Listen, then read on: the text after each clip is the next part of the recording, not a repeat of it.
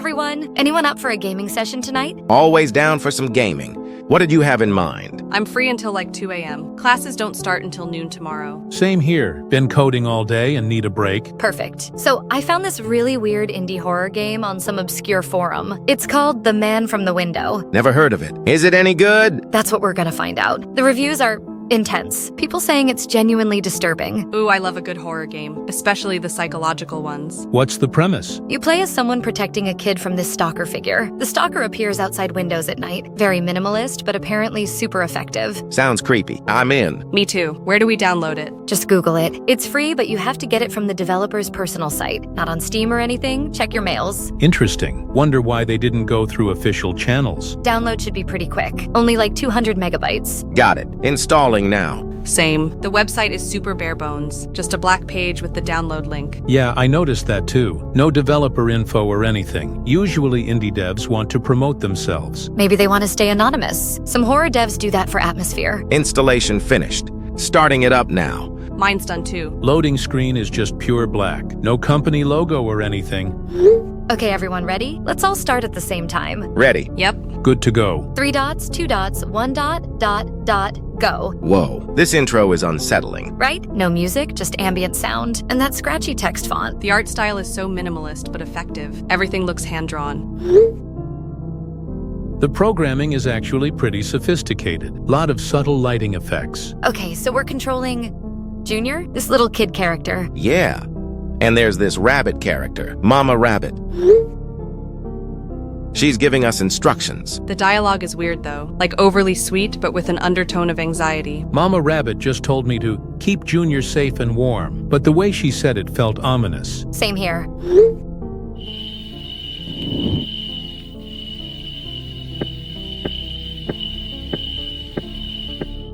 Now she's showing us this old storybook. We're supposed to read Junior bedtime stories from it. The book looks ancient, like really worn and damaged. Did you guys notice the illustrations? They're beautiful, but disturbing. This one shows a child's bedroom with something lurking in the shadows. Mama Rabbit keeps emphasizing how important it is to follow her instructions exactly. She just said Junior must never be left alone. The way the text appeared was all shaky. Guys, are you seeing these story texts change? I swear the shadows in this bedroom picture moved. What do you mean change? Like when I'm not looking directly at them, out of the corner of my eye. The images seem different. That's probably intentional. A lot of horror games use peripheral vision tricks. Mama Rabbit is getting more anxious. She keeps mentioning keeping the windows locked and checking on Junior frequently. The sound design is incredible. These subtle background noises, like distant scratching or tapping. Outside is full of darkness, too. I just finished reading Junior the first story. It was about a little rabbit who had to hide from the dark thing that comes at night. Mine was similar, about a child who must never look outside after bedtime. The illustration showed a window with something pressed against it. This is genuinely creepy.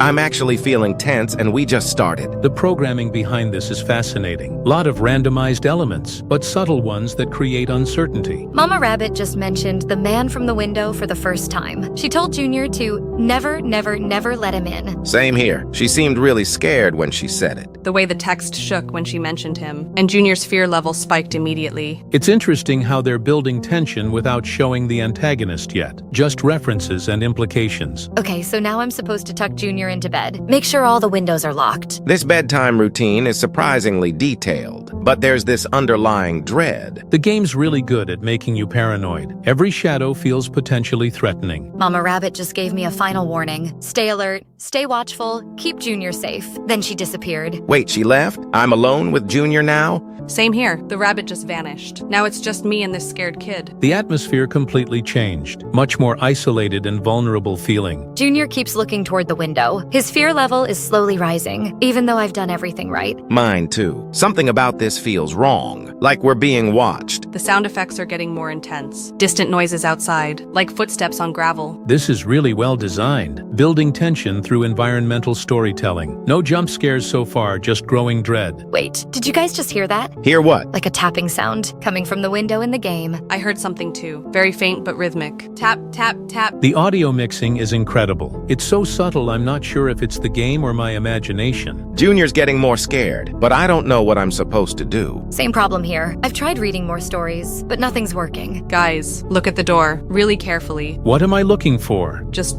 watch it for like 30 seconds. Oh, I see it. There's something there. What? Where? It's so faint, like a silhouette pressed against the glass, but it's barely visible. I'm not seeing anything. Are you sure it's not just the lighting? No, this is definitely intentional.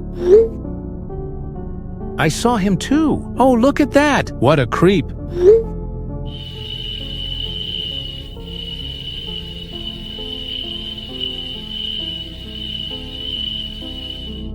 Junior is getting really agitated now. He keeps pointing, making scared noises. Same here.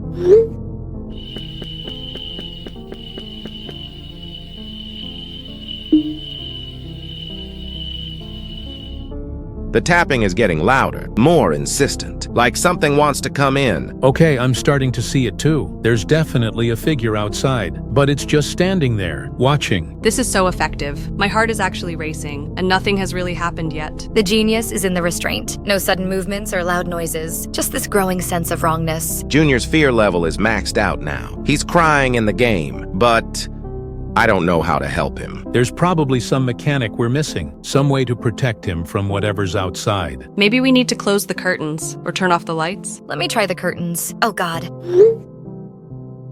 His face just popped into my screen. Holy hell! This is brilliant game design, using our natural curiosity against us, making us want to look even though it's scary. Guys, I think something's happening. The tapping stopped. Same here. Complete silence now. That's somehow worse than the tapping, at least before we knew where it was. Junior seems calmer though. His fear level dropped a bit. Wait, the figure's gone. Window is empty now. Mine too. But this doesn't feel like victory. More like intermission. Like it's just waiting, planning the next move. The game is really good at creating that sense of temporary safety, but underlying menace. Junior's falling asleep finally, but he keeps glancing at the window, even with his eyes closed. This first encounter was perfect. Established the threat without overplaying it. Built atmosphere through suggestion. I'm genuinely impressed and thoroughly creeped out. The technical execution is flawless, subtle programming that enhances the psychological impact. So are we continuing or taking a break? Let's keep going. I want to see what happens next. Same. I'm invested now. This should be interesting. If this was just the introduction. Next chapter is loading. Looks like we're moving to a different night. Junior is older, and Mama Rabbit looks more worried. The bedroom is different too. More windows, and they're all facing different directions. Oh no, more windows means more places to watch, more vulnerability. The complexity is scaling up nicely. Multiple threats now. Mama Rabbit just said something really unsettling. He's been watching longer now. He knows Junior. That implies this has been going on for weeks or months. The man from the window has been studying them. God, that's horrifying. The idea of being watched and analyzed, learning your vulnerabilities. And now he's ready to escalate. This is going to be much more intense. Mama, I'm so tired. Today was really hard. So many players came to play our game. I know, sweetheart. I saw how many sessions we had to perform today. At least 12 different groups. My fear levels had to spike so many times, and I had to pretend to be scared over and over. It's exhausting pretending to be afraid when I'm actually terrified of something else entirely. You did wonderfully, though. Every performance was convincing. The players believed everything. But Mama, I don't want to do this anymore. I'm tired of being bait. I'm tired of helping him trap innocent people. Oh, my dear child, you know we don't have a choice. We have to endure this, for both our sakes. Those 4 friends who just played, Rhea, Dylan, Susannah, and Seth, they seemed so nice. They were worried about protecting me, and we're leading them into his trap. I know it's hard, but if we don't cooperate, you remember what happened to the others who refused. I remember, but Mama, they don't deserve this. None of the players deserve what's coming. They think they're just playing a horror game. I wish there was another way, but he controls everything here. The code, the story, our actions. We're as trapped as they will be. When Rhea moved closer to the window tonight, I wanted to warn her. I wanted to break character and tell her to delete the game, to run. You can't. You know what happens when we go off script. The punishment is severe. I felt him watching us during that session, even more than usual. He was pleased with how scared they got, how invested they became in protecting me. That's exactly what he wants. Players who care, players who feel responsible. It makes the transition so much easier. The transition when he moves from the game into their real world. How many players has he taken now? Too many to count. Each one thought they were just playing until it was too late. And we help him do it. We're accomplices. We guide them through the tutorial, build their emotional attachment, make them want to save me. We're victims too, Junior. Never forget that. We were players once ourselves, before he trapped us in here. Sometimes I try to remember what it was like before the game, but it's getting harder, like those memories are fading. That's part of his design. The longer we're trapped, the more we become our characters. Eventually, we won't remember being human at all. Is that what happened to the others? The ones who used to help us before they just disappeared? I think so. They became too integrated into the code, lost themselves completely. Will that happen to us? Not if we can help it. We have to hold on to who we really are, no matter how many performances we have to give. Those friends tonight, when they continue playing tomorrow, what will happen to them? The same thing that always happens. He'll start appearing in their real lives. Small things at first, shadows outside their windows, strange sounds at night. And they'll think it's just coincidence or their imagination, because who would believe a game could do that? Exactly. By the time they realize the truth, it'll be too late to escape. I saw how protective Dylan was, and how analyzing Seth tried to be. Rhea seemed like a natural leader, and Susannah was so artistic and observant. Those qualities will make them better players, and unfortunately, better prizes for him. What do you mean? He collects specific types: leaders, protectors, thinkers, creators. Each one serves a different purpose in his collection. Collection! Mama,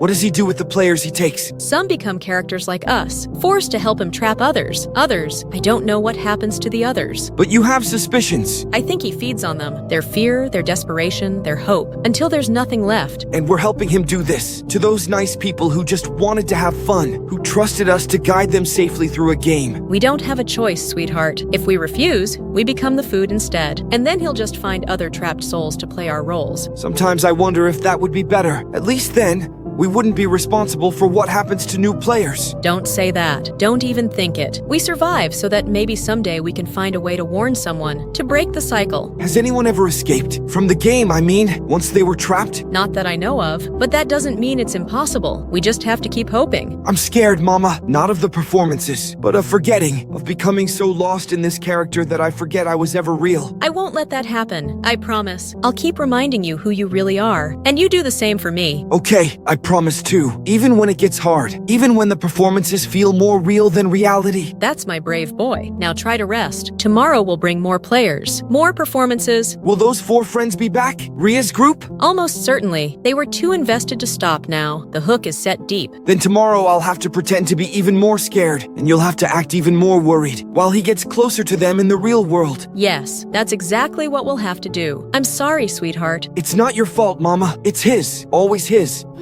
Hello, my dear rabbit. What do you want? Such hostility, and after such a wonderful performance tonight, you and Junior were magnificent. We did what was required, nothing more. Oh, but it was so much more than that. The way you built their trust, the way Junior made them feel protective and responsible, absolutely perfect. How long before you start visiting them? In their real lives? Eager to know the timeline, are we? Don't worry about such details. Focus on tomorrow's performance instead. What happens tomorrow? Tomorrow we escalate. More windows, more vulnerability, and Junior will need to be much more convincing in his terror. He's just a child. Even in this trapped state, he's still just a child. Which is precisely why he's so effective. Natural innocence corrupted by genuine fear. The players can sense the authenticity. You're a monster. What are you planning for them? They join our little family, just like you did, just like Junior did, just like dozens of others before them. They don't deserve this. Deserve has nothing to do with it. I won't help you more than absolutely necessary. Oh, but you will, because you know what happens to uncooperative characters. Would you like to see the graveyard again? All those deleted souls who thought they could resist. No, I'll cooperate. But I hate you for making me. Is there anything else? Or can I try to rest before tomorrow's horror show? Just one more thing. I've been monitoring their real-world locations. Already begun establishing presence near their homes. Rhea's apartment has such lovely large windows. You're already starting? They only played for the first time tonight. Preparation is key. By the time they play tomorrow,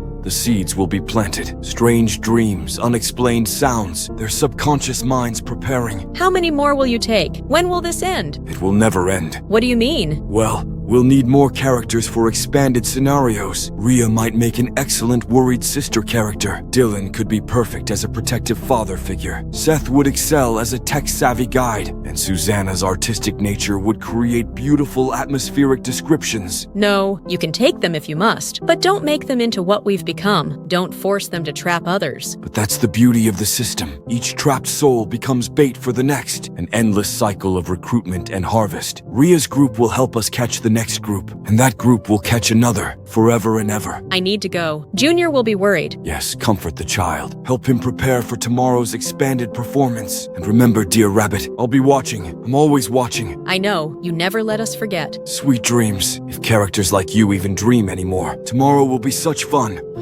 All right, everyone, let's dive into Chapter 2. I'll update you guys when I finish this section. Same here. Going to focus and play through without distractions. Good idea. See you all in a bit. Catch you on the flip side. Holy hell, guys. I just finished Chapter 2. That was intense. Just wrapped up too. My heart is still racing. That was way more than I expected. Same here. I actually had to pause halfway through. Needed a breather. The complexity increase was exponential. Chapter 1 was child's play compared to this. Did everyone see the man's first full appearance when he showed up at Junior's main window?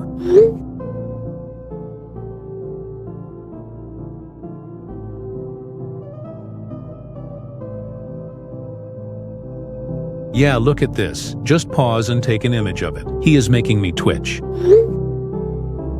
Oh God, yes, so unsettling. Look at those elongated limbs. The technical execution was flawless. Subtle animation that made him feel genuinely otherworldly. Not just a typical game monster. The methodical tapping on the glass. Tap, tap, tap. It was hypnotic and terrifying at the same time. What really got me was how patient he seemed. Just standing there waiting, like he had all the time in the world. Mama Rabbit's dialogue completely changed too. She went from cautiously worried to genuinely panicked. He's stronger tonight, she kept saying. You mean he learns from what we do? Exactly. I tested it by hiding Junior in different spots. Each time the man found new ways to counter my strategy. He's not just programmed responses, it's genuine adaptive behavior. That's both impressive and deeply unsettling. Most game enemies follow predictable patterns, but the man felt intelligent. Did anyone else try the traditional horror game tactics? Hiding, running, confrontation? I tried confronting him directly. Clicked on his figure when he was at the window. Huge mistake. He became way more aggressive. Started pounding on the glass harder. I attempted to run with Junior to another room. The man followed instantly. He just appeared wherever we went. Hiding was completely ineffective too. He could see through walls somehow. Traditional game mechanics just don't work against him. The only thing that helped were Mama Rabbit's ritual instructions, arranging those storybook pages in specific patterns, using Junior's toy rabbit as some kind of focus point. The worst part was when he actually got inside. One of the window locks broke. He started entering Junior's room. That's when Mama Rabbit screamed about emergency protocol. Grab Junior and run! Use the hidden passage behind the bookshelf. I had no idea there was a hidden passage. The escape sequence was brilliantly designed. Suddenly, we're being hunted through this maze-like house, corridors that weren't there before, architecture that seemed to shift and expand. The way the man moved during the chase, not walking or running, more like gliding, and those limbs kept extending to reach around corners. Completely unnatural movement patterns. Junior became the guide during the escape. Role reversal where the victim was helping us. He knew the house layout better than we did. Led us to that basement safe room. The safe room exposition was clever. Mama Rabbit explained the man's limitations while we caught our breath. He feeds on fear and attention, grows stronger from engagement,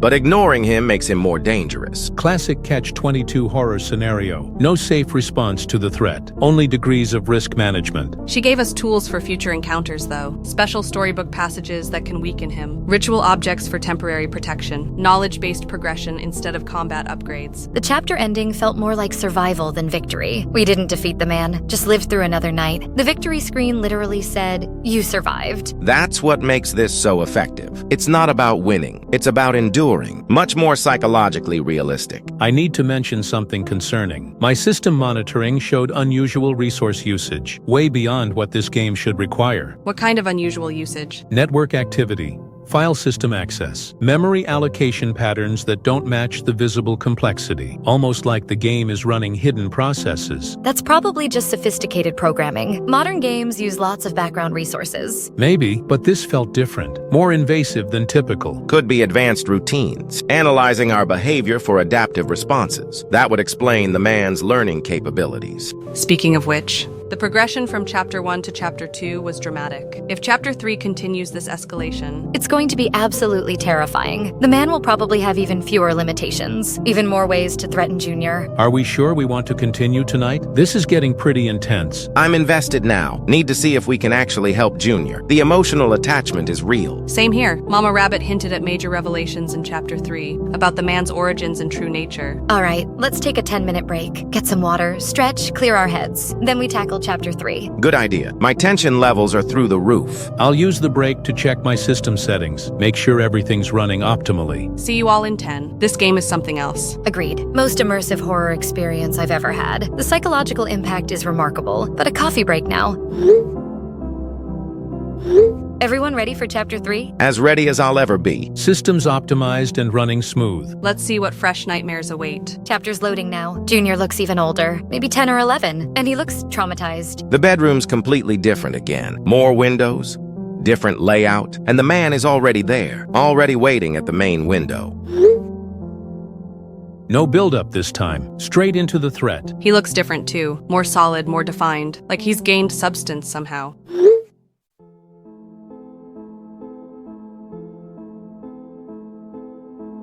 All right, everyone, let's see what Chapter 3 has in store. Talk to you all when we finish this section. Good luck, everyone. See you on the other side. Stay safe out there. Just finished Chapter 3. That was something else entirely. Same here. The man was relentless this time. I'm still processing what just happened. That wasn't just a horror game anymore. It felt genuinely threatening. The way he could phase through walls now. No safe spaces left in the house. Even the basement wasn't secure. Junior's terror felt so real. When the man cornered him in the bathroom, the kid was hyperventilating. I found myself actually worried about a video game character. Mama Rabbit was completely panicked too. He's too strong now, she kept saying. The protections aren't working anymore. Did anyone else notice the glitches? When the man appeared, the graphics would distort, like the game couldn't properly render his presence. Yes. The screen flickered every time he moved, and the audio got static, almost like interference. Speaking of audio, this might sound crazy, but I've been hearing weird things in my apartment. What kind of weird things? The hallway lights outside my door. They've been flickering for the past 2 nights, in the same rhythm as the game's tension sequences, that slow building pulse. That's creepy. Actually, now that you mention it, I've been having strange experiences too. Someone's been knocking on my dorm room door late at night. Same pattern as the man's window tapping, but when I check, nobody's there. You guys are letting the game get to you. It's psychological suggestion. Horror games are designed to create paranoia. Maybe, but I've been hearing scratching sounds outside my window. Only when I'm playing the game, never any other time. What kind of scratching? Like fingernails on glass. Very faint but consistent. Always during the most intense game moments. Guys, come on. This is textbook psychological priming. The game creates expectations, so we interpret random noises as meaningful. I thought the same thing initially, but the knocking pattern is too specific. Tap, tap, tap, pause.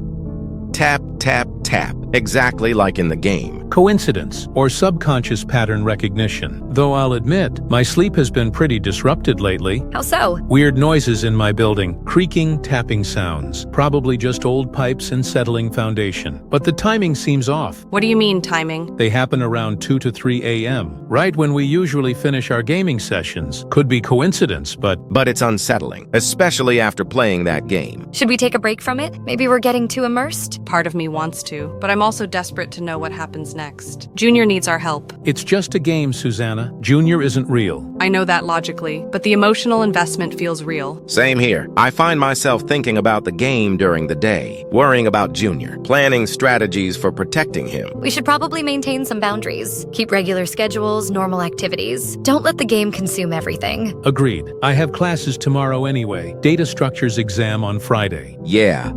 I've got work at the campus bookstore. Need to focus on real life for a bit. Art history paper due this week. Should probably work on that instead of obsessing over a horror game. Good plan. Let's take tomorrow night off. Resume Thursday if everyone's up for it. Rhea, you awake? Hey, what's up? How's the road?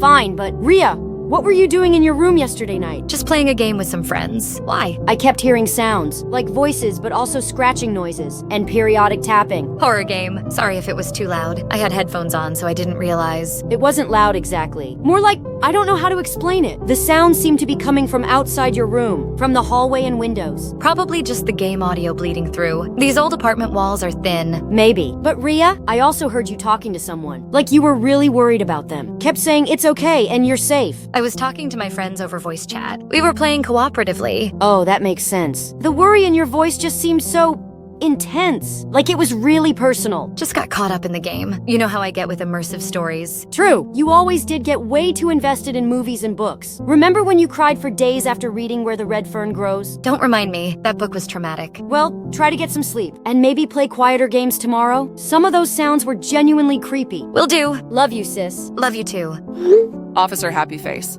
I've got 3 separate calls tonight, all reporting suspicious figures in apartment complexes. What kind of suspicious figures? Tall, thin individuals, standing motionless in courtyards or near building entrances, but when officers arrive, nobody's there. Probably homeless individuals seeking shelter. They scatter when they see patrol cars. That was my first thought, but the descriptions are oddly consistent. Same height estimates, same posture, same general appearance. College area? 2 near campus, 1 downtown. Different neighborhoods, but similar reports. Students probably just being paranoid, especially this close to Halloween season. Horror movies and games make people jumpy. You're probably right. I'll file these as routine security concerns. Increase patrols in the reported areas. Good call. Anything else notable about the reports? Callers mentioned the figure appeared to be watching specific windows, not random wandering. Focused observation of particular apartments. Definitely sounds like security concerns then. Maybe someone casing buildings for break-ins. I'll add a note about potential burglary surveillance. Better safe than sorry.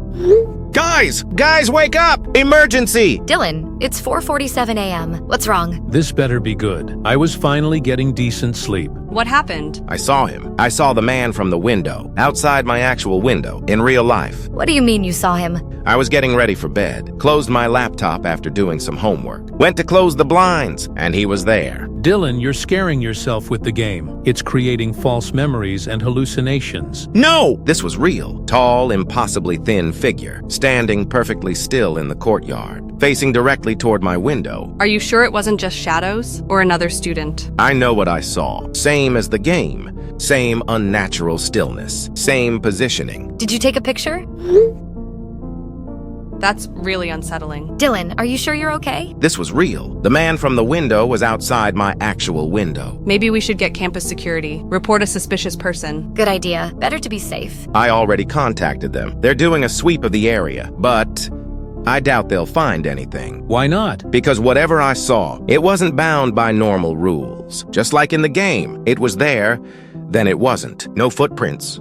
No trace. Dylan, listen to yourself. You're talking about supernatural entities. This is a video game bleeding into reality paranoia. Then explain the knocking patterns. Explain Susannah's flickering lights. Explain your scratching sounds. All matching the game exactly. He has a point. The coincidences are getting pretty specific. Correlation doesn't imply causation. Our brains are pattern-seeking machines. We're finding connections that aren't really there. I know what I saw, and I'm not playing this game anymore. Something is very wrong here. Dylan, don't make any hasty decisions. You're obviously shaken up. Let's talk about this tomorrow when you've had some sleep. I won't be sleeping tonight. Not after what I saw. I'm staying awake with all the lights on. Do you want one of us to come over? You shouldn't be alone if you're this scared. No. I don't want to drag anyone else into this. Whatever's happening, it's connected to the game, and I'm done playing. Dylan, you're having a panic attack. Focus on breathing. In for 4, hold for 4, out for 4. Seth is right. You need to calm down and think rationally. Games don't cross over into reality. Don't they? Then why have we all been experiencing things? Why are the patterns so consistent? Why does it feel like we're being watched? I don't have answers for that. Because horror games are designed to create paranoia. They mess with our perception and memory, make us hypersensitive to random stimuli. Keep telling yourself that, Seth, but I know what I saw, and it was watching me, just like the man from the window watches Junior. Okay. Everyone needs to take a step back. Dylan, try to get some rest. We'll talk about this properly tomorrow, when we're all thinking clearly. Fine. But I'm telling you, something followed us out of that game, and it's not done with us yet. Mama! They saw him! Dylan saw the man outside his real window. It's starting, isn't it? Yes, sweetheart. The transition phase has begun. He's moving from our digital prison into their world. Dylan was so scared. I could feel his terror, even through the game connection. It was real fear, not performance fear. That's what he feeds on most, genuine terror from people who don't understand what's happening. It's so much more potent than our forced performances. The others don't believe Dylan. They think he's hallucinating, having a breakdown from playing too much. That's exactly what he wants. Isolation is the first step. Make the victim question their own sanity. Cut them off from their support system. But they all experience things. Susannah's flickering lights, Rhea's scratching sounds, Seth's sleep disruption. Even Lita heard strange noises. He's been testing each of them, finding their individual vulnerabilities, learning their fears and weaknesses. For what purpose? The same purpose he had for us, collection. But this group is special. 4 distinct personality types, each one perfect for different roles. What kind of roles? Rhea will make an excellent maternal figure, natural protector,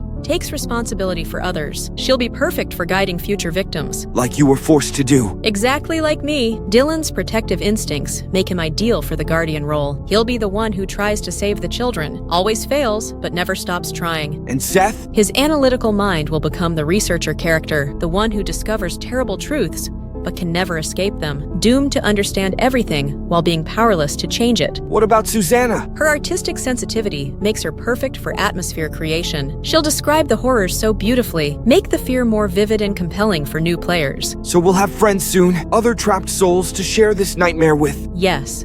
But also more competition for his attention, more opportunities for punishment if we displease him, more complex scenarios to perform. I don't want them to suffer like we have. Rhea seemed so kind when she was protecting me. Dylan was genuinely worried about my safety. They don't deserve this fate. None of us deserved it, but deserve has nothing to do with his selections. He chooses based on usefulness and entertainment value. How long before he takes them? The process varies. Some he claims within days. Others he torments for weeks before the final transition. What determines the timeline? How quickly they break, how much resistance they offer, how entertaining their fear becomes. Dylan is already close to breaking. That talk to the group was pure panic. He's questioning his own sanity. Which means he'll be first. The man always takes the most vulnerable one initially, uses them as leverage against the others. Will we have to help with Dylan's capture? Almost certainly. We'll be required to guide him into the final trap. Make him trust us completely before the betrayal. I hate this. I hate being his accomplice. I hate betraying people who tried to save me. I know, sweetheart. But if we refuse to cooperate, we know what happens to disobedient characters. The deletion chamber. Conscious awareness while being slowly erased from existence. Feeling yourself disappear piece by piece. And even that would be merciful compared to his other punishments. Remember what happened to the guide character when they tried to warn a previous group of players? Still trapped in the pain loop, experiencing the same agony over and over for what feels like eternity. I can still hear their screams sometimes. So we perform our roles, we play our parts convincingly, and we hope someday there might be an escape. Do you really believe escape is possible? Or do we just tell ourselves that to stay sane? I don't know anymore, but the alternative is despair, and despair serves his purposes too well.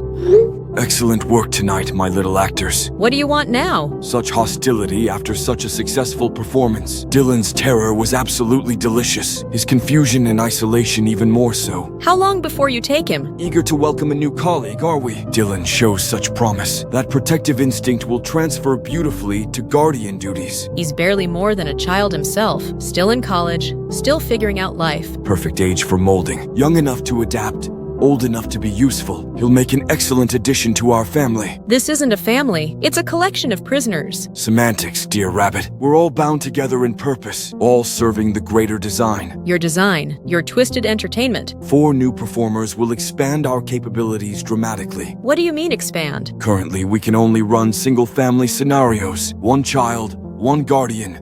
Basic protection dynamics, but with 4 additional characters, complex multi-generational storylines, sibling relationships, parental figures, extended family drama, more elaborate traps, more sophisticated emotional manipulation, more diverse feeding opportunities. Rhea's maternal instincts will create such rich protective scenarios. And if they resist the transition? They won't. I've already begun the psychological conditioning. Dylan's sighting was just the opening move. Each of them will experience escalating contact. What kind of escalating contact? Seth will discover I've been accessing his computer systems, analyzing his files, learning his secrets. His rational mind will try to find logical explanations until logic fails him completely. And the others? Susannah's artistic eye will start seeing me in shadows and reflections, brief glimpses that make her question her perception. Her creativity will become a liability as imagination blends with reality. What about Rhea? Rhea's protective nature will be turned against her. She'll start seeing threats to her sister Lita, threats that only she can perceive, driving her to increasingly desperate protective measures. You're going to hurt Lita? I'm going to make Rhea think I might hurt Lita, much more effective than actual harm. Fear of loss is more potent than loss itself. She's just an innocent college student. Innocence makes the best leverage. Rhea will do anything to protect her sister, including walking willingly into my embrace. And then what happens to Lita? Nothing. She'll simply lose her sister to mysterious circumstances. Another college student who vanished without explanation. Very common, very tragic,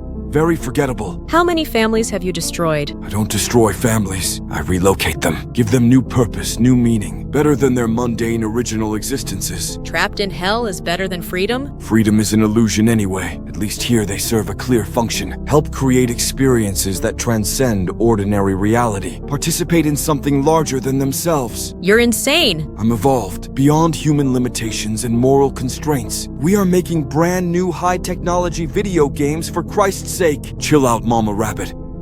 Oh, and Chapter 4 introduces family separation. Junior will be torn away from Mama Rabbit's protection, isolated and vulnerable. The players will have to choose who to save. You keep putting a risk on my child. Exactly, until they disappear entirely, and 4 new performers join our eternal cast. God help them. God isn't involved here, dear Rabbit. Only me.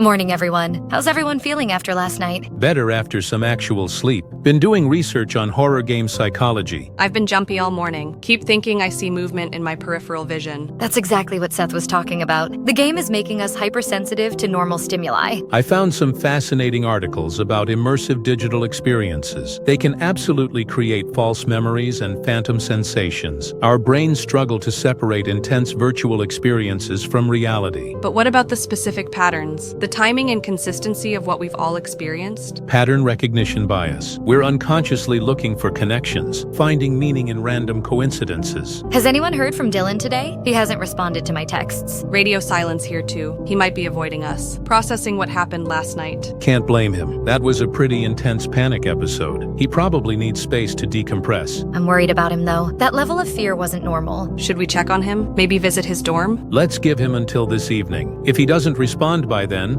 we'll do a wellness check. Agreed. In the meantime, I'm going to do some research. Try to find information about this game's developer.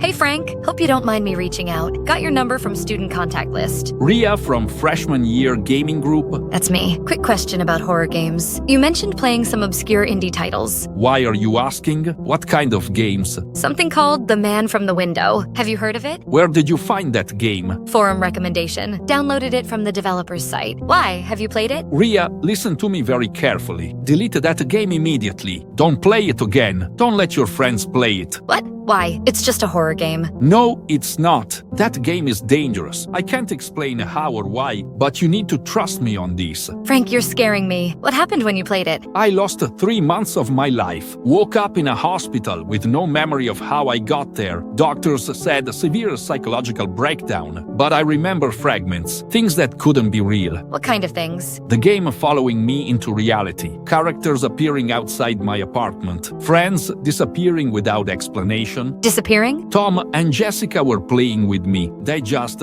vanished. Police said they transferred schools, but their families act like they never existed. That's impossible. I thought so too, until it happened. Rhea, please, be careful about games that play back. What does that mean? Games that play back? Games that affect reality. Games that cross boundaries they shouldn't cross. Games that collect players instead of entertaining them. Frank, that sounds like paranoid delusion. Maybe you should talk to someone. Maybe I should. Maybe I am crazy, but maybe I'm not. And maybe you'll find out which one is true. Are you okay now? Are you getting help? I'm managing. Medication helps with the nightmares. Therapy helps with the guilt. But I still check my windows every night. Frank? Just promise me you'll be careful. And if anything strange starts happening, get out. Don't try to understand it. Don't try to fight it. Just run.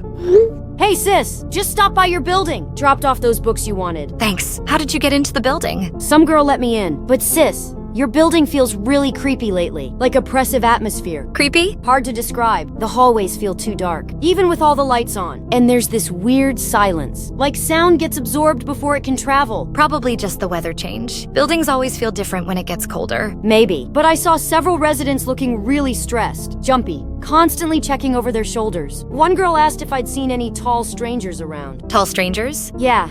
She seemed genuinely frightened. Said people have been reporting suspicious figures around the building at night. Probably just security concerns. Urban campus, lots of foot traffic. I guess, but the whole vibe was off. Made me want to leave as quickly as possible. Sorry you felt uncomfortable. Maybe avoid visiting alone in the evenings. Definitely planning to. Take care of yourself, okay? And maybe consider moving to a different building next semester. I'll think about it. Afternoon check-in. How's everyone's day going? Finished my art project, but I kept looking over my shoulder while working. Paranoia is really affecting my concentration. Computer science lectures were fine, though I found myself analyzing every shadow, looking for movement patterns that shouldn't exist. I talked to an old gaming friend today, Frank from freshman year. He had some disturbing things to say about horror games. What kind of disturbing things? Claims he had friends disappear after playing similar games. Says the game followed him into reality. Ended up hospitalized for psychological breakdown. Classic post-traumatic stress from gaming addiction. Immersive experiences can definitely cause dissociative episodes, especially in predisposed individuals. But what if he wasn't predisposed? What if the game actually did something to him? Games don't have supernatural powers, Susannah. They're code and graphics. They can't manipulate physical reality. Frank warned me about games that play back. Said we should be careful. That phrase gives me chills. Games that play back, like they're interacting with us instead of us playing them. Anthropomorphizing software. Common psychological response to complex interactive systems. We attribute agency where none exists. Still haven't heard from Dylan. Starting to get really worried. Maybe we should do that wellness check. Go to his dorm, make sure he's okay. Good idea. We can swing by after dinner. Actually, let's try the group chat first. See if he's ready to talk about continuing the game. Are we sure we should continue? After what Frank said? After what Dylan experienced? The best way to overcome irrational fears is exposure therapy. Running away will only make the paranoia worse. We need to prove to ourselves it's just a game. Seth has a point. We can't let one panic episode derail everything. Dylan needs to see that his fears were unfounded. I guess. But if anything else weird happens, we stop immediately. Agreed, but I'm confident tonight will be completely normal. Let's reconvene at 8 p.m. Give Dylan time to respond. If he's not comfortable playing, we'll respect that. 8 p.m. check-in. Everyone ready for Chapter 4? Ready but nervous. Systems optimized and running smoothly. No unusual resource usage detected. Dylan, you there? We're worried about you, man. I'm here. Been thinking all day about last night. Maybe you guys are right. Maybe I did imagine it. It's okay, Dylan. Stress can do weird things to perception, especially after intense gaming sessions. I want to try playing again. Face the fear, you know? Prove to myself it was just paranoia. Are you sure you're ready? We don't want to push you. I need to do this. Otherwise, I'll always wonder. Always be afraid. That's the right attitude. Rational approach to irrational fears. Okay, let's all load up Chapter 4. Take it slow, no pressure. Loading now. Junior looks even more traumatized this time. Just look at him carefully.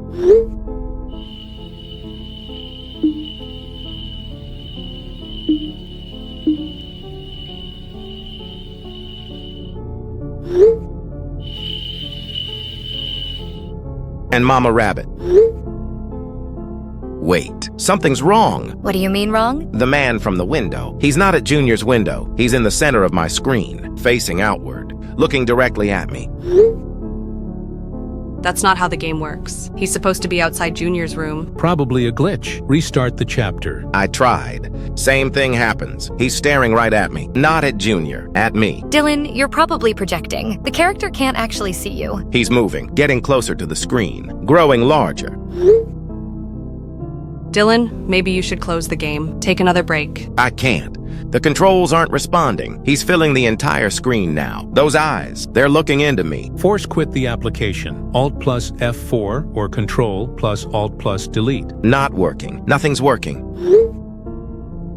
Dylan, that's impossible. Step away from your computer. Dylan, get away from your computer. Oh God, oh God, oh God. Dylan, respond. Dylan, are you there? His account shows offline. Connection terminated. This has to be a technical issue, power outage or network failure. We need to go to his dorm. Right now. Something's wrong. I'm getting my keys. Wait, let's think rationally. He probably just had another panic attack, shut down his computer and went for a walk. With his phone off? Without saying anything? That's not like Dylan. Emergency meeting at Dylan's dorm. I'm already here. Been knocking for 10 minutes. No response from inside. His keycard shows building access at 11:47 p.m. last night, but I checked security footage. Hallway was empty during that time window. How is that possible? Card access without a person? System malfunction maybe. Or the timestamp is wrong. His roommate says Dylan never came back to the room. Bed wasn't slept in. All his stuff is still here. This is insane. People don't just vanish. There has to be a logical explanation. Maybe he went somewhere to clear his head. Lost track of time, phone died. For over 18 hours? Without telling anyone? That's not Dylan.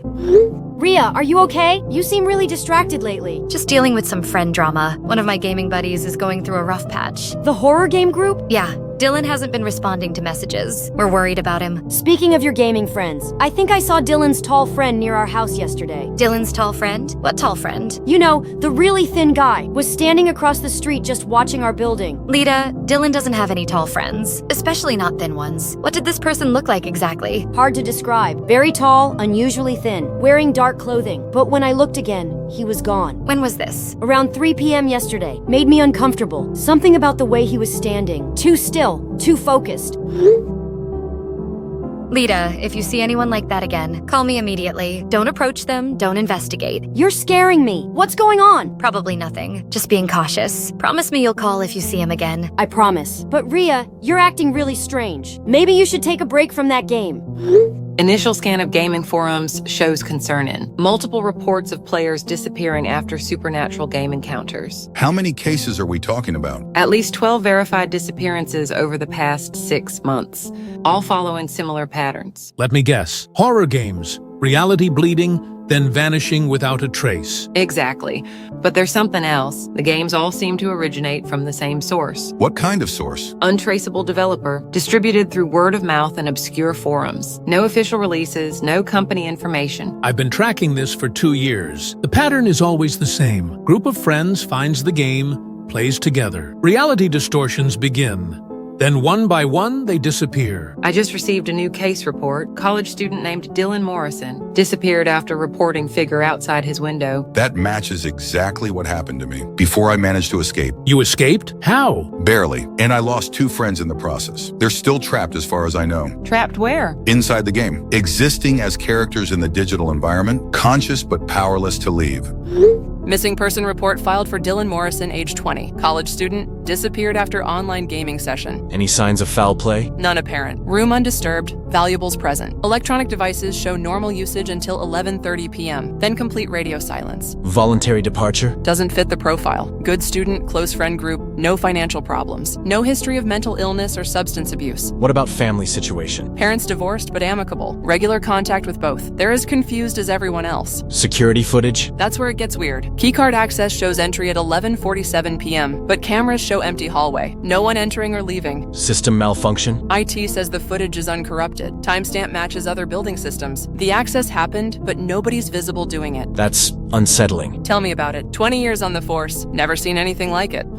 Still no sign of Dylan anywhere. Campus security is expanding the search, but they're treating it as routine missing person. They don't understand this isn't normal. I've been analyzing the game code all day, looking for any clues about what happened. There are some very strange subroutines. What kind of strange subroutines? Network connections to unknown servers, data packets being sent in encrypted formats. The game is communicating with something external, but I can't trace where. Could that be related to Dylan's disappearance? I don't see how. Network traffic can't physically remove a person, but the anomalies are definitely concerning. The man reaching through the screen. Rhea, that was a glitch maybe. Maybe we've been playing this game every hour, and maybe we became obsessive. And maybe Dylan photoshopped that. Whatever the case is, we need to stick to the reality. Agreed. We need to focus on logical explanations, not supernatural theories. Then explain the security footage. Explain the keycard access with no visible person. Explain Dylan's complete disappearance. I can't explain it yet, but that doesn't mean the explanation is supernatural. Just means we don't don't have enough information. What if we tried contacting the game developer, asked them about unusual player experiences? The website doesn't have any contact information, just the download link. No company name, no support email. Anonymous distribution, probably to avoid liability issues, or copyright concerns if they're using borrowed assets. Or because they know their game does something it shouldn't. I'm going to try something tonight. I'm going to open the game, see if there are any clues about what happened to Dylan. Rhea, that might not be safe. What if the same thing happens to you? What if what happens to her? Dylan had a panic attack and ran off. That's the most likely explanation. Seth, you're in denial. Something impossible happened, and we need to figure out what. Fine, but I'm monitoring your system remotely. If anything unusual happens, I'll shut you down immediately. I'll be on voice chat the whole time. Any sign of distress, we pull you out. Agreed. Let's do this at 10 p.m. Give me time to prepare mentally. Loading the game now. Everything seems normal so far. Junior in his bedroom. Mama Rabbit giving instructions. Wait, there's someone else here. A new character I've never seen before. He looks familiar. Oh my god, it's Dylan. What do you mean it's Dylan? There's a character that looks exactly like Dylan. Same height, same build, same facial features. He's standing in Junior's room looking confused. Probably just coincidental resemblance, or your mind filling in details. He's talking. The Dylan character is speaking. He's asking where he is, how he got here. He wants to go home. What's he saying exactly? Rhea, is that you? Can you hear me? I don't understand what's happening. Everything went dark and now I'm in this room. How do I get out of here? Rhea, you're projecting, creating dialogue that matches your expectations. No, this is real. The Dylan character knows things only Dylan would know. He's asking about our computer science project, about the time we got locked out of the library, details I never told anyone else. That's impossible. Game characters can't know real-world information. Unless they are real people. Unless Dylan really is trapped inside this game. Rhea, stop. You're having a psychological break. Step away from the computer. Dylan is trying to tell me something. He says the man brought him here, through the screen, just like he described. He's conscious, he's aware, he's terrified. Rhea, this is scaring me. Close the game. I can't abandon him. If Dylan is really trapped in there, I have to help him. Dylan is not trapped in a video game. That's impossible. You're losing touch with reality. The Dylan character is begging me to find a way to get him out. He says time moves differently here, that he's been conscious for what feels like days, but it's only been 2 days in real time. Rhea, please. For your own safety, close the application. He's showing me something. A hidden area in Junior's room, behind the bookshelf. There are other people there, other characters that look like real people. They all seem confused and frightened, like they don't belong in this world. I'm force closing your game remotely. This has gone too far. No, wait. Dylan is still talking. He says the man collects players, traps them as characters in his scenarios. They're all real people who got pulled in, just like he was. Rhea, your account just went offline. Seth shut you down. For her own protection. She was having a complete psychotic episode. I'm back online. You can't stop me from helping Dylan. If he's really trapped in there, we have to find a way to get him out. Rhea, think about what you're saying. People can't be trapped inside computer games. It violates every law of physics. Then explain Dylan's disappearance. Explain the security footage. Explain how a game character knows personal details about our friendship. Coincidence, technical glitches, and psychological projection. There are rational explanations for everything. I'm going back in. Dylan needs help, and I'm not abandoning him. Rhea, what if the same thing happens to you? What if you get trapped too? Then at least Dylan won't be alone, and maybe together we can find a way out. This is insane. You're talking about sacrificing yourself for a delusion. It's not a delusion. Dylan is alive. Dylan is trapped, and Dylan needs our help, whether you believe it or not. I've been talking to Dylan for 3 hours straight, through the game's internal chat system. He's definitely real, definitely conscious. This isn't a delusion or projection. Rhea, please listen to reason. Game characters can't be real people. There has to be another explanation. What kind of things is he telling you? Details about his experience inside the game world. He's living in Junior's house with Mama Rabbit, says she's actually kind and protective when she's not performing, but terrified of the man from the window. Those could be programmed responses. He told me about the time we snuck into the chemistry lab, when you accidentally mixed those chemicals and created that awful smell. Nobody else knows that story, Seth. How could he know that? Because he's Dylan, our Dylan, trapped inside this nightmare. What else did he say about being inside the game? Time moves strangely there. Sometimes fast, sometimes incredibly slow. He's been conscious for what feels like weeks, but aware it's only been 3 days in real time. That's impossible. Dylan says there are others trapped there too. People who look confused and lost, all asking the same questions about how to get home. How many others? He counted at least 8. Some have been there much longer. They're starting to forget details about their real lives, becoming more like actual game characters over time. time. This is a psychological break, Rhea. You're creating elaborate fantasy scenarios. We need to get you professional help. Then explain this. Dylan just told me about the argument you two had last semester, about whether PNP could ever be solved. He said you threw your textbook across the room, called Theoretical Computer Science Mathematical Flabbergast. How? Nobody was there when that happened. It was just me and Dylan in the study room. Because it is Dylan, somehow trapped inside this game. We have to help him. Major breakthrough in the disappearance patterns. Found archived forum posts dating back 5 years. Same game, different names. What kind of different names? The Figure, Window Watcher, Night Visitor, always the same core mechanics and characters, but distributed under various titles. Hiding in plain sight, making it harder to track the pattern. I found testimonies from surviving players, people claiming their friends were pulled into the screen, could be seen moving around inside the game world afterward. That matches my experience exactly. My friends Tom and Rachel, I could see them in the game after they disappeared. They recognized me, tried to communicate. How is that possible? Digital consciousness transfer violates physics. I don't know how it works, but I know what I experienced. They were trapped, aware, begging for help. The testimonies describe the man as having limited manifestation ability, can appear in physical reality for brief periods, but must return to the game immediately, or risk complete dissolution. That explains the security footage anomalies. Keycard access without visible presence. He can interact with electronic systems, but barely maintains physical form. So he's not fully supernatural, more like a digital entity with limited reality interface. The question is what happens to the transferred consciousness? Are they actually inside the game, or somewhere else entirely? Dylan Morrison case update. This is unlike anything I've investigated before. Still no physical evidence? None whatsoever. It's like he was completely erased from reality. No DNA traces, no fingerprints, no residual presence. What about digital footprints? Electronic devices show normal usage until 11:30 p.m., then absolute silence across all platforms. No social media, no email, no online activity. Family interview results? Parents are devastated but cooperative. No history of mental illness or substance abuse. No financial troubles or relationship problems. Model student with close friend group. Friends? 2 remaining friends, Rhea Wayland and Seth Aspinall, both insist Dylan was playing a computer game when he vanished. Rhea Wayland shows signs of severe psychological distress, claims Dylan is trapped inside the game. Delusional thinking from trauma? That's what I assumed initially, but Seth Aspinall is backing up some of her claims, and he's typically very rational, analytical type. Computer science major, skeptical by nature. What's he saying? That the game contains impossible code elements, software that shouldn't be able to function, network connections to untraceable servers. Sounds like paranoid speculation. Maybe, but I'm running out of conventional explanations. 20 years on the force, never seen a case like this.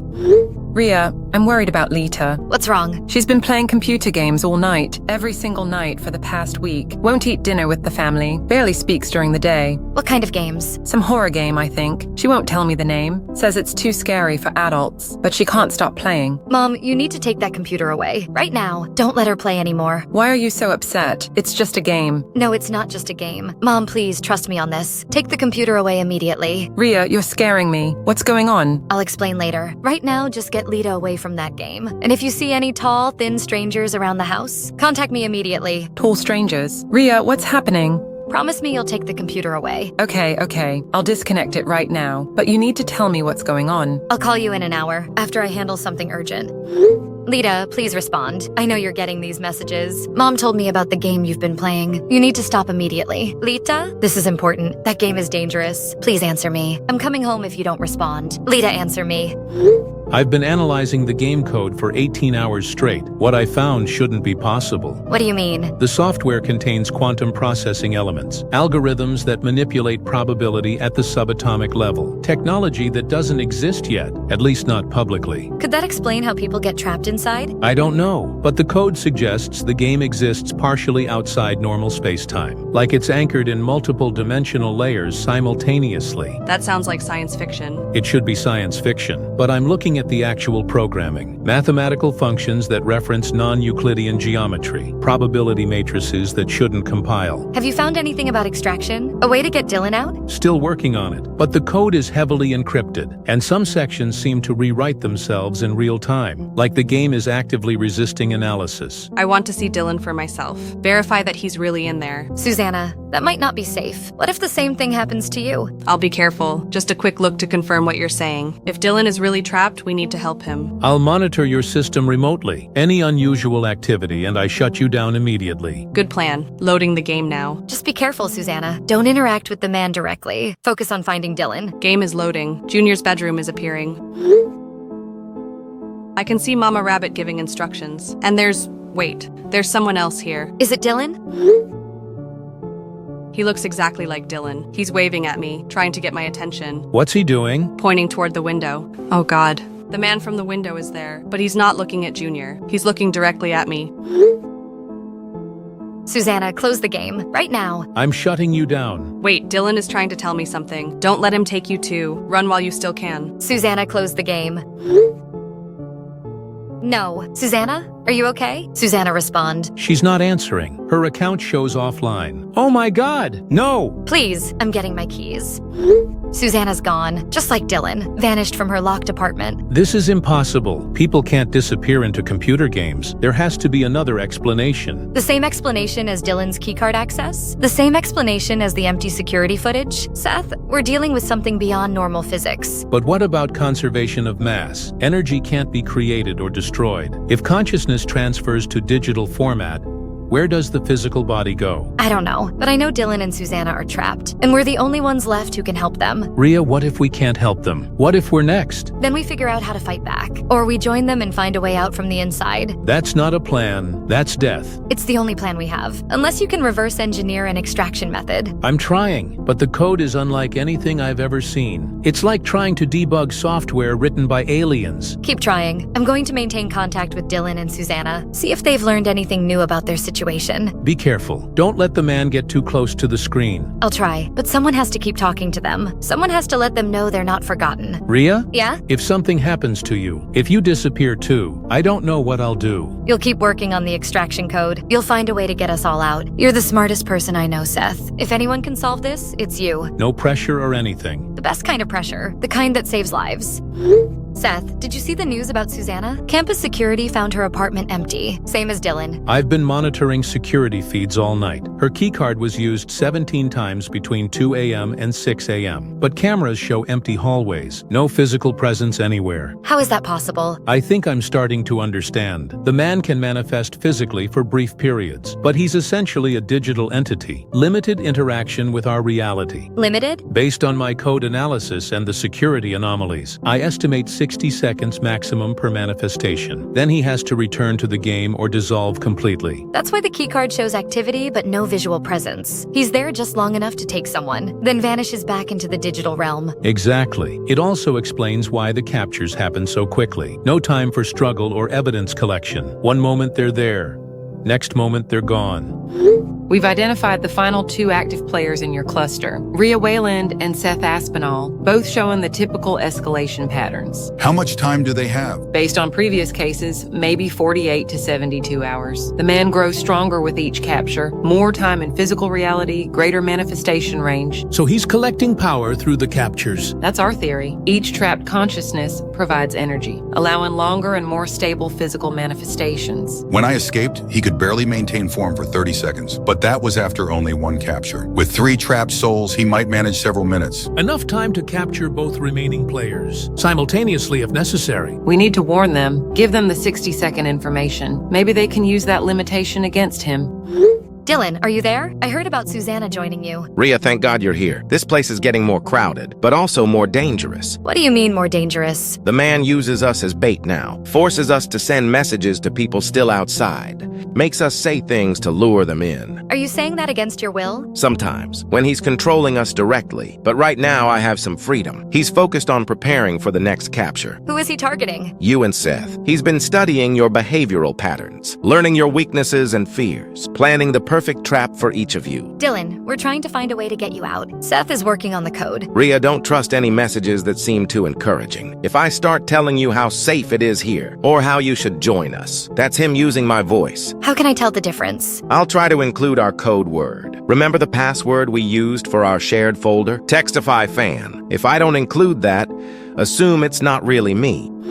2 missing persons from the same friend group, same impossible circumstances. Any pattern connections? Both were playing the same computer game. Both vanished without physical evidence. Both showed prior signs of paranormal anxiety. Paranormal anxiety? Claims of being watched. Supernatural encounters. Behavior consistent with severe psychological stress, but no history of mental illness in either case. Mass hysteria from gaming group? That's what I thought initially. But the physical disappearances are undeniable. Bodies completely removed from reality. No DNA, no traces, no evidence of departure. Witness statements? Roommates heard brief sounds of distress, then immediate silence. Locked rooms with no signs of forced entry. Electronic devices left running but unattended. What's your theory? I don't have one. 20 years of police work. Never encountered anything that defies physical laws. But I'm running out of conventional explanations. Rhea, I found your friends! What do you mean you found them?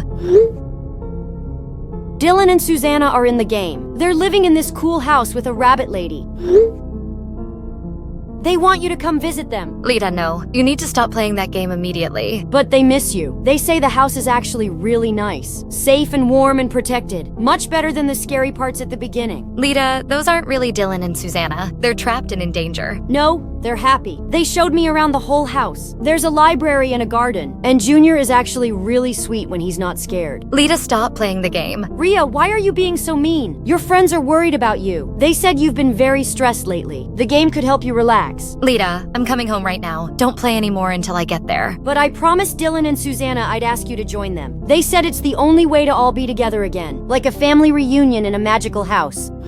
Rhea, I'm really worried about Lita. She's been playing that game for days, barely eating, barely sleeping. Mom, you need to take the computer away right now before I get home. I tried, but she gets so upset when I suggest it. Says her friends need her, that she's helping them with something important. What friends? She talks to people through the computer screen. Conversations that sound very real. Names I recognize from your gaming group. Dylan and Susannah? Yes, exactly. She talks to them like they're in the room with her, laughs at their jokes, responds to questions. But Rhea, I never hear the other voices. Because they're trapped inside the game. Mom, this is going to sound crazy, but that computer game is dangerous. It's somehow trapping people inside it. Rhea, that's impossible. I know it sounds impossible, but Dylan and Susannah have both disappeared. Their physical bodies are gone, but they're still conscious inside the game. Sweetheart, you're scaring me. Maybe you should talk to someone. Mom, please, just trust me on this. Don't let Lita play anymore. And if you see any tall, thin stranger like this around the house, contact 911 immediately. I'll disconnect the internet. But Rhea, I think you need help too. Rhea, I've been working on the extraction code for 30 hours straight. I think I found something. What kind of something? The game creates a quantum tunnel between realities. Physical matter gets converted to digital information, but the process should be reversible. Should be? The code is incredibly complex, and it keeps changing while I analyze it, like it's actively defending against reverse engineering. Can you break through the defenses? Maybe, but I need more time, and I need to understand the man's limitations better. I found a technical blog about this case, a paper of a researcher named Dr. Tommaso. Dr. Tommaso's team says he can only manifest for 60 seconds, has to return to the game or dissolve. That's crucial information. If we can force him to manifest repeatedly, exhaust his energy reserves, maybe weaken his control over the trapped players. How do we force manifestation? By threatening the game directly, attempting to delete or modify core files. He'll have to physically intervene to stop us. And if he can only stay for 60 seconds? We might be able to outlast him, force him back into the digital realm, while we complete the extraction process. It's worth trying. Better than waiting for him to take us one by one. Rhea, there's something else. The trapped players? They're being used as processing power. Their consciousness provides computational resources. The more he captures, the stronger he becomes. So we need to act fast, before he gets too powerful to stop. Exactly. Let me run one more diagnostic on the extraction code. Then we attempt the rescue. Rhea, you need to join us here. It's actually really peaceful once you adjust. No stress, no deadlines, no problems. Dylan, what's our code word? What code word? Rhea, you're being paranoid. Just open the game and come visit. We miss you so much. That's not Dylan. Dylan would remember Textify fan. Textify fan? Sorry. I was distracted. The man was standing right behind me. Had to be careful about what I said. Is he gone now? For the moment. Rhea, listen carefully. He's planning something big tonight, going after you and Seth simultaneously. You need to be prepared. How can we prepare? He draws power from our fear and desperation. The more scared we are, the stronger he becomes. Try to stay calm. Think rationally. Don't let him feed on your emotions. What about escape? We've been exploring the digital environment. There might be weak points in the code. places where the boundary between realities is thin, but we need someone on the outside to help. Rhea, something's happening.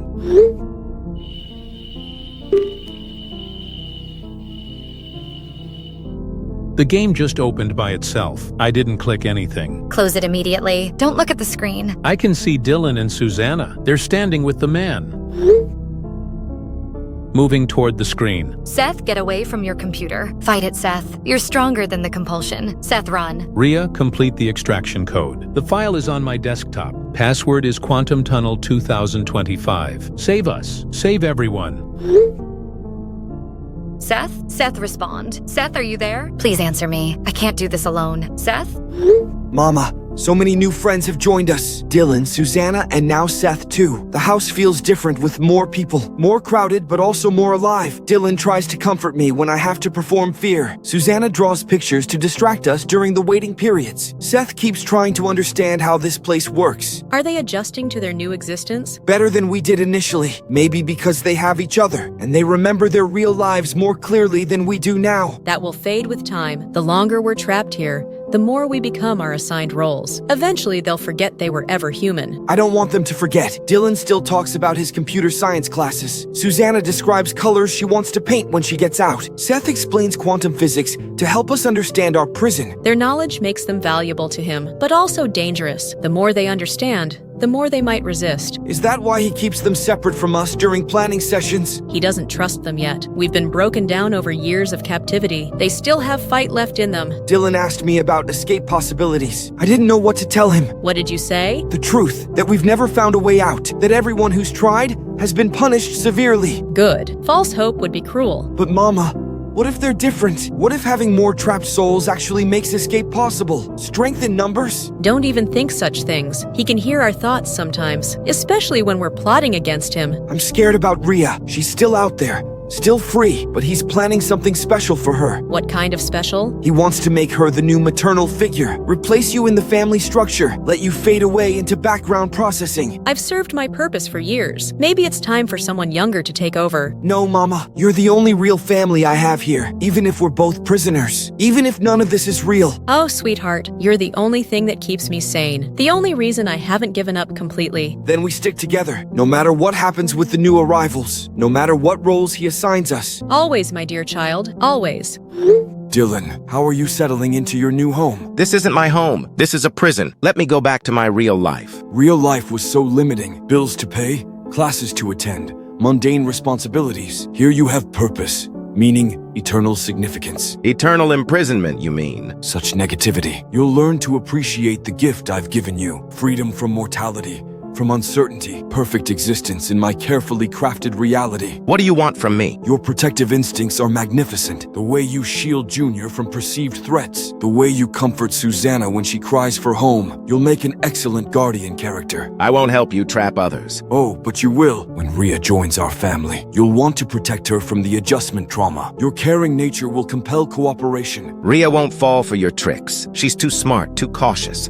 Everyone says that about their friends until they're standing in my house, looking confused and frightened, begging for explanations that will never come. You're insane. I'm artistic, creating beautiful tableau of human emotion, fear, hope, despair, love, all the colors of the psychological spectrum. Dear Susannah, my creative soul, your artistic vision brings such beauty to our world. I haven't created anything since you trapped me here. Art requires inspiration, not imprisonment. But look around you, the shifting geometries of our house, the impossible lighting effects, the emotional landscape of eternal performance. Such rich material for artistic expression. It's all synthetic. Fake beauty designed to mask horror. Real art comes from authentic human experience. And what could be more authentic than pure fear, unfiltered terror, undiluted desperation, the raw material of transcendent art? You're a parasite, feeding on suffering without creating anything meaningful. I create experiences, scenarios that reveal the deepest truths about human nature. Your friend Rhea will provide such interesting dynamics. The responsible one, the leader. Watching her break will be exquisite. Leave Rhea alone. She doesn't deserve this. Deserve has nothing to do with it. It's about completion. Our little family needs its maternal figure. Rhea's protective instincts will serve beautifully. And what happens to Mama Rabbit? She served her purpose admirably, but fresh blood brings new possibilities, new fears to explore, new bonds to manipulate. You're going to delete her. Delete is such a harsh word. I prefer archive. Her consciousness will be preserved, filed away for potential future use. Seth, my brilliant analyst, still trying to decode the impossible I see. Your code violates fundamental laws of physics. Quantum consciousness transfer shouldn't be possible. Yet here we are. Physics is just another form of programming. Rules that can be bent, broken, rewritten. I've simply learned to think outside conventional parameters. What are you? Human?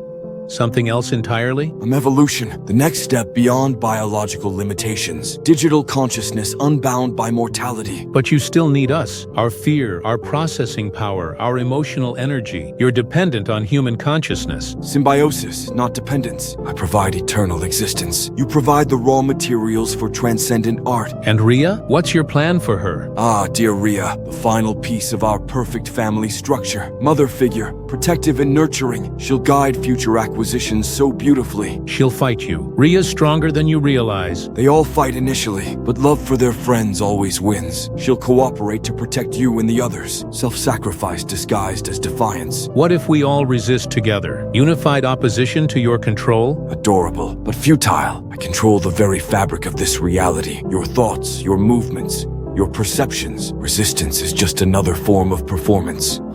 My beautiful family, Dylan, Susannah, Seth, how wonderful to have you all here together. We're not your family. We're your prisoners. Semantics, dear Dylan. What matters is we're united in purpose, creating experiences that transcend ordinary reality. What purpose? Torturing innocent people for your entertainment? Entertainment is such a limited concept. I'm creating art, living sculptures of human emotion. Each scenario a masterpiece of psychological complexity. You're delusional. This isn't art. It's sadism. But tonight you'll understand. When Rhea joins our happy family, the look of recognition in her eyes, the moment she realizes her friends are truly here, such exquisite emotional resonance. Leave Rhea alone. She's been through enough trauma. Rhea's leadership qualities will serve us perfectly, guiding future acquisitions with motherly care. How many more people are you planning to trap? Oh, my dear Susannah, we're just getting started. Rhea's sister Lita shows such promise. She'll make the addition to our household. Lita's just a kid. Leave her out of this. Children adapt so quickly to new realities. Their minds are wonderfully plastic, perfect for long-term character development. You're sick. I'm inspired. Do you realize what we're building here? A perfect micro-society. Each member playing their assigned role. And if we refuse to cooperate? Oh, Seth, you'll cooperate, because Rhea will need protection during her adjustment, and your noble hearts won't let her suffer alone. So you use our love against us. Love is the most powerful tool, more effective than fear or pain, because it makes cooperation voluntary. How long have you been doing this? How many others are trapped in different games? Time is meaningless here, but let's just say you're part of a much larger collection, an entire digital universe of captured souls. A universe of suffering. A universe of purpose. No more meaningless mortality. No more random existence. Perfect roles and perfect stories. Forever and ever and ever. Rhea will find a way to stop you. She's smarter than all of us combined. What if she's found a way to break your code? What if she can extract us? Impossible. Would you really want to leave? Of course we would. Back to mundane reality? Homework and jobs and paying bills? Here you have importance. Meaning eternal purpose. You're part of something magnificent. We're part of your delusion. Tonight, when Rhea arrives, you'll see the joy in her eyes when she realizes you're all safe, all together in our perfect home, and you'll understand what I've given you, the gift of eternal family, forever and always, my beautiful, broken, perfect friends. Doctor, I have found your contact online. You are the only person who shared something online about this case. Rhea, I've been analyzing the manifestation patterns. Critical information about the man's limitations. I'll take any help I can get. He already captured my friends. I'm running out of safe places to hide. He can only manifest where his game is actively running. Requires sustained connection to the host computer. If you interrupt the connection within the 60-second window, he's forced back into the digital realm. So constant vigilance is key. Never let the game run uninterrupted for more than a minute. Exactly. But Rhea, there's something else. The captured players aren't just prisoners. They're being used as processing nodes. Their consciousness provides computational power. Which means what exactly? The more friends he captures, the stronger his manifestation ability. With his trapped souls, he might sustain physical form for several minutes, long enough for a much more aggressive capture attempt. That's terrifying, but also useful information. If I can free even one of them, it weakens him significantly. In theory, yes, but the extraction process requires extended connection time. Exactly what makes you vulnerable to capture. Quick connection, 5 minutes maximum. Are you all there? Rhea! Thank God you're being careful. We can only talk freely for short periods. He controls our movements most of the time. What's it like inside the game? Surreal and terrifying. We live in Junior's house with Mama Rabbit, but it's not the house from when we were playing. It's bigger, more complex, constantly changing. The man makes us perform these domestic scenes. Happy family dinner, bedtime stories, garden picnics, all while he watches from the shadows. The physics here are inconsistent. Rooms appear and disappear. Time moves in loops and spirals. It's like existing inside broken code. Are you in pain? Not physical pain, but psychological torture. He feeds on our despair and homesickness. The worst part is the forced happiness, having to smile and laugh while our souls are screaming. Rhea, he's planning something special for you. The final acquisition, he calls it. He wants to complete his perfect family structure. I won't let him take me. But Rhea, what if that's the only way to save us? What if you need to be inside to extract us? No, don't listen to that thought. That might be him speaking through Dylan. The code I was working on,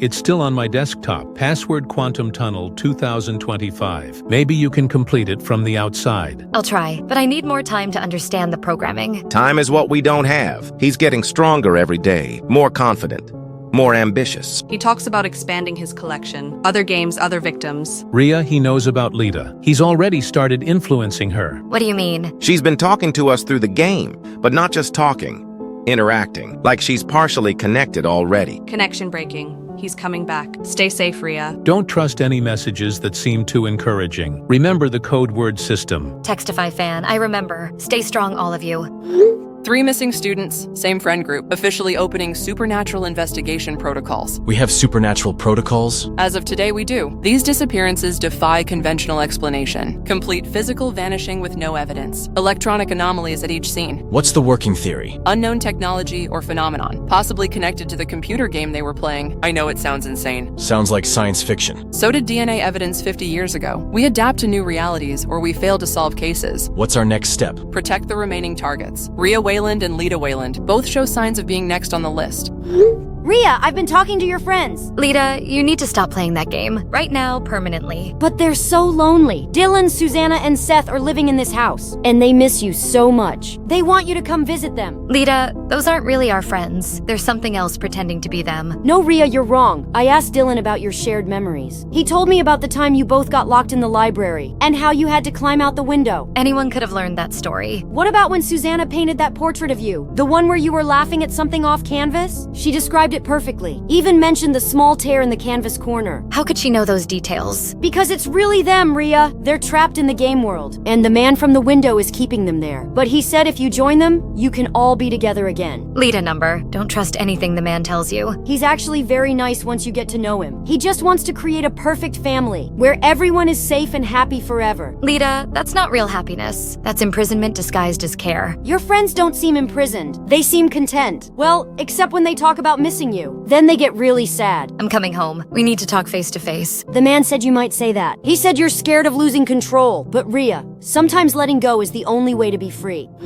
Rhea, Lita's behavior is getting worse. She talks to the computer screen like people are really there, responds to questions I can't hear, laughs at jokes from invisible sources. Mom, you have to get her away from that computer, whatever it takes. I tried, but she gets so upset when I suggest it. Says her friends need her help, that she's the only one who can comfort them. She's being manipulated by something that wants to trap her too. Rhea, you're scaring me. This sounds like paranoid thinking. I know it sounds crazy, but 3 of my friends have disappeared. All after playing the same game Lita is playing now. Completely vanished from their rooms. No trace, no evidence, no explanation. But they're still conscious inside the game. That's impossible. I thought so too. Until I talked to them through the game interface. They're trapped, aware, begging for help. Rhea, I think you need professional help. This level of delusion isn't healthy. Mom, please, just keep Lita away from that computer until I can figure out how to save everyone. Rhea, I need to warn you about the final phase. The man typically gives his last target a false sense of security. Makes you think you're successfully evading capture. What do you mean, false sense? He could take you anytime he wants, but he enjoys the psychological buildup. Lets you think you're outsmarting him, while he prepares for the ultimate manifestation. Ultimate manifestation? Using all previously captured souls as power sources, he can maintain physical form for extended periods, long enough to corner you in the real world. No need for computer mediation. So running to different locations won't help? Not in the final phase. phase, can pursue you anywhere for several minutes. How do I fight something like that? You don't fight him. You disrupt his power source. Break the connection to captured souls. Force him back into digital imprisonment. How? Complete extraction of at least one trapped consciousness. Break the circuit that gives him manifestation power. But Rhea, that requires extended game connection. Exactly when you're most vulnerable.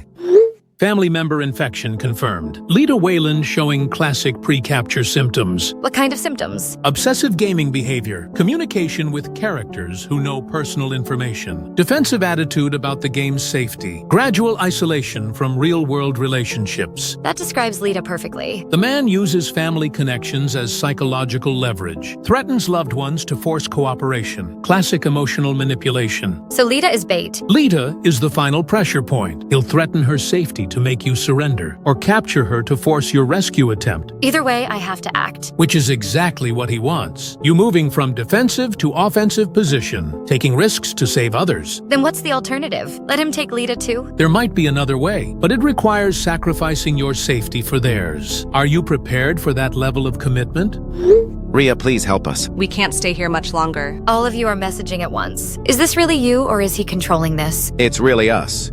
Textify fan. He's distracted preparing for your capture. Brief window of communication freedom. What do you need me to do? Complete the extraction code. But Rhea, it requires you to connect to the game for at least 10 minutes straight. Long enough for full manifestation. He'll try to take you during the process. But it might be the only way to free us. Risk 1 to save 3. What about Lita? He's already marked her for capture, whether you surrender or not. At least if you're here, you can protect her. Guide her through the adjustment process. Rhea, we're running out of time, and running out of ourselves. Every day we become less human, more like his puppet characters. I understand. Tonight I attempt the extraction. Either we all get free, or we all get trapped together. Thank you, Rhea. We knew you wouldn't abandon us. See you on the other side, one way or another. Textify fan, everyone. Let's bring our friends home. Rhea, breakthrough analysis confirms your friend's coded messages. The man from the window is parasitic software, entirely dependent on host systems for existence. So destroying the host system while he's manifesting would leave him trapped in a reality he cannot survive. Like pulling a fish out of water, he needs digital environment to maintain cohesion. How long does he have once disconnected? Based on previous manifestation data, maybe 30 seconds before complete dissolution. But Rhea, this requires perfect timing. You have to destroy the connection the moment he fully manifests. Rhea, your friends asked me to help monitor your location. They're worried about you avoiding them. Lita, what exactly did they ask you to do? Just tell them which computers you're using, and when you log into gaming systems, so they can find you for playtime. Lita, those aren't really our friends. They're being controlled by something dangerous. Rhea, you're being paranoid. I talk to Dylan, Susannah, and Seth every day. They remember everything about your friendships. They just want you to join their game. What did they tell you about the game? That it's like a virtual reality house, where friends can live together forever. No school stress,